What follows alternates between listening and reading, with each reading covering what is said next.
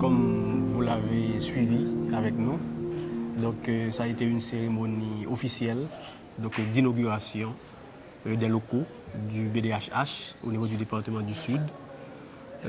Pour rendre possible cette cérémonie, nous avions été assistés par l'administration du BDHH au niveau du Port-au-Prince, qui a été fortement représentée. Et là, comme vous l'aviez remarqué, nous avions eu la présence des autorités judiciaires, des 3 juridictions de première instance du département, Kayakin, Couteau. Nous avions eu la présence de doyens, de TPI, de commissaires du gouvernement, des 3 bâtonniers du département.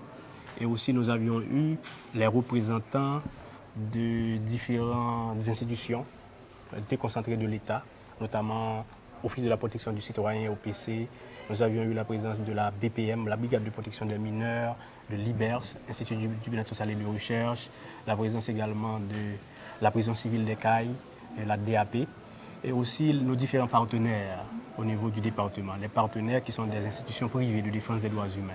UFADESH, nous avions eu également la présence de COSOF, de COSOFAD, de RISAFOS, SOS, Village d'enfants, Save the Children, etc., etc., etc., etc. Donc je n'ai pas la liste en tête, mais tous nos partenaires ont été représentés lors de cette cérémonie.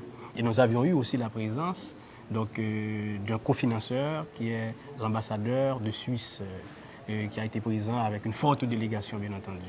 Donc ça a été une belle journée. Donc nous avions diffusé 2 courts-métrages qui ont été suivis de débats entre les différents participants. Donc c'était une activité réussie, à mon avis. Et même la presse qui était là s'en est rendu compte. Donc tout le monde est sorti satisfait.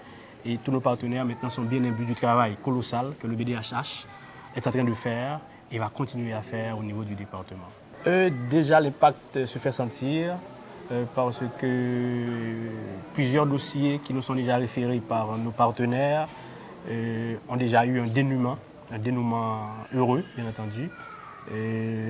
Beaucoup de médiations sont en train d'être réalisées au niveau du bureau entre des conjoints et des conjointes après plusieurs années de séparation, dans le but de permettre aux enfants nés de ces unions de bénéficier d'une pension alimentaire. Nous avons aussi des cas qui sont pendants au niveau des tribunaux que nous suivons, bien entendu, des cas de détention préventive prolongée, des cas de victimes basés sur le genre également. Donc l'impact se fait déjà sentir et avec le temps, nous allons recevoir plus de dossiers, plus de cas et nous comptons également agrandir. Nous comptons également agrandir notre effectif et l'impact se fera de plus en plus sentir au niveau des 3 juridictions du département. Donc il y a encore beaucoup à faire et nous sommes très, très optimistes. Et les acteurs, les partenaires aussi comptent beaucoup sur nous parce qu'ils n'ont pas de relais judiciaire au niveau de la justice. C'est nous qui servons de relais judiciaire pour nos partenaires auprès des acteurs judiciaires.